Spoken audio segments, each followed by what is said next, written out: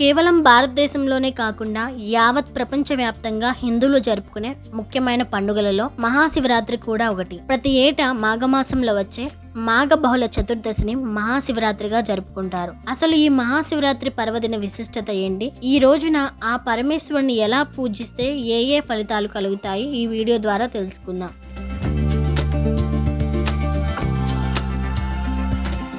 పరమశివుడికి అత్యంత ఇష్టమైన రోజుల్లో మాస శివరాత్రి, మహాశివరాత్రి ముఖ్యమైనవి. ఈ రోజులలో సాక్షాత్తు ఆ లోకనాథుడే కైలాసం నుంచి భువికి దిగివచ్చి నేరుగా భక్తులచే పూజలందుకుని వారి కోరికలు తీరుస్తాడని మన శాస్త్రాలు చెబుతున్నాయి. మహాశివరాత్రి పర్వదినాన ఆ నీలకంఠుడు సాకారమైన మూర్తిగాను నిరాకారమైన లింగ రూపంలోనూ భక్తులకు దర్శనమిస్తాడు. మహాశివరాత్రి రోజున ఉదయాన్నే లేచి తలస్నానం చేసి దగ్గరలోని శివాలయానికి వెళ్లి ఆ పరమేశ్వరుడికి ఇష్టమైన నమశివాయ అనే పంచాక్షరి మంత్రాన్ని జపిస్తూ పూలు పళ్ళు అభిషేకాలతో ఆయనను ఆరాధించడం వలన ఆయన కటాక్షం లభించి శుభం జరుగుతుంది. ఈ రోజున చాలా మంది భక్తులు ఉపవాస దీక్షతో లింగాష్టకం, శివ పంచాక్షరి మంత్రాలను జపిస్తూ ఆ శివయ్య సన్నిధిలో రాత్రంతా జాగారం చేస్తారు. ఇలా చేయడం వలన జన్మజన్మల పాపాలు తొలగిపోయి పాప విముక్తులవుతారని నమ్మకం. ఈ పర్వదినాన భక్తుల సందర్శనార్థం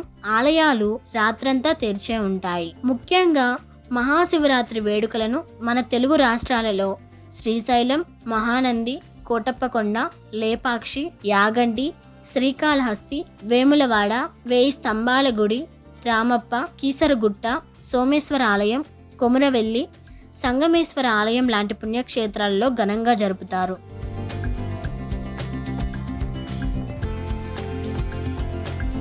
మహాశివరాత్రి కథ.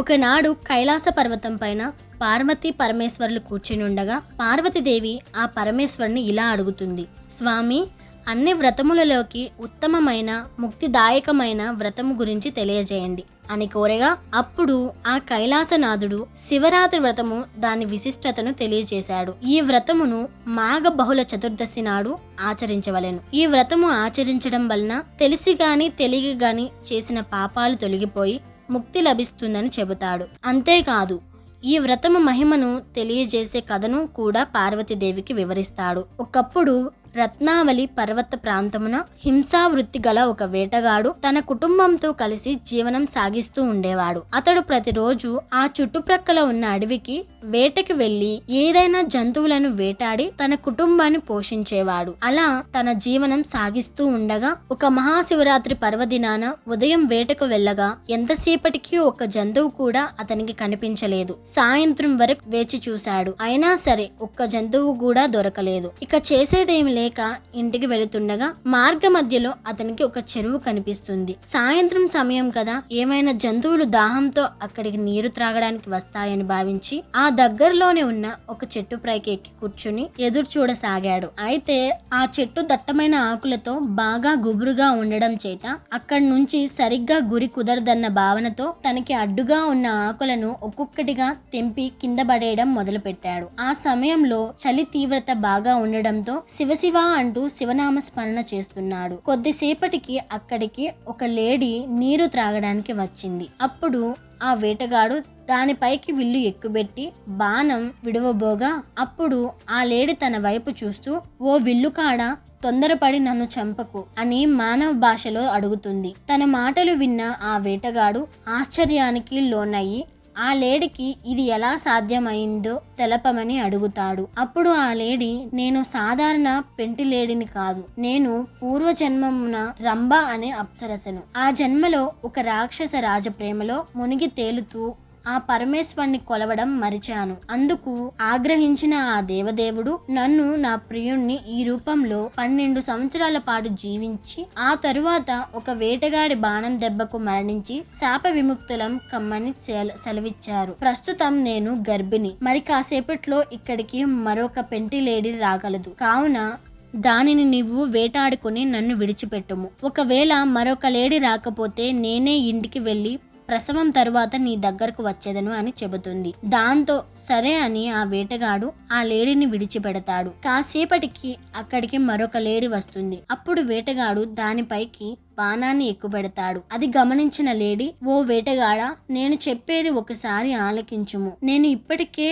విరహ వేదనతో కృంగిపోతున్నాను. నన్ను గనక నువ్వు ఇప్పుడు చంపావంటే ఆ పాపం నిన్ను జన్మజన్మలకు వీడదు. ఇక్కడికి మరికొద్దిసేపట్లో ఒక మగజింక వస్తుంది. అది చాలా బలంగా ఉంటుంది. నీ కుటుంబానికి సరిగ్గా సరిపోతుంది. నీవు దానిని వేటాడుకొనుము. ఒకవేళ అలా రాకపోతే నేనే మళ్ళీ ఇక్కడికి వస్తాను అని చెప్పి అతనిని ఒప్పించి అక్కడి నుంచి వెళ్ళిపోతుంది.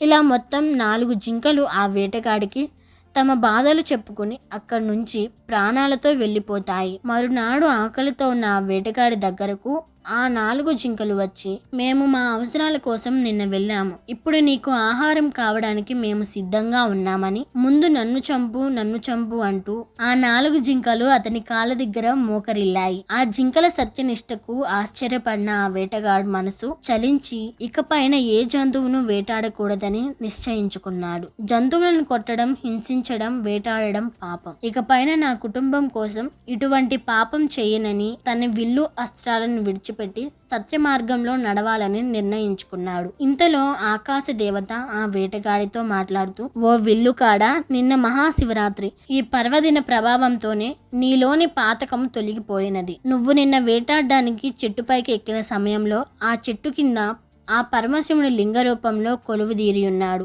నీవు ఎక్కిన వృక్షం బిల్వ వృక్షం. ఆ శివునికి అత్యంత ఇష్టమైన బిల్వ పత్రాలతో రాత్రంతా జాగారం చేస్తూ ఆయనను తలుస్తూ పూజించావు. దాని ఫలితంగానే నీలోని క్రూరత్వం నశించి నీలో ఈ మార్పు కలిగినది. అంతేకాదు, ఎంతో పవిత్రమైన మహాశివరాత్రి నాడు జాగారం చేస్తూ ఆ పరమేశ్వరుణ్ణి సేవించడం ద్వారా నీకు స్వర్గప్రాప్తి కూడా లభిస్తుంది అంటూ మాయమవుతుంది. పరమశివుడు పార్వతీదేవితో చెబుతూ, ఇలా ఎవరైతే మహాశివరాత్రి నాడు నన్ను భక్తి శ్రద్ధలతో పూజిస్తారో వారికి సకల పాపాలు తొలగిపోయి అష్టైశ్వర్యాలు కలిగి స్వర్గప్రాప్తి లభిస్తుందని చెబుతాడు.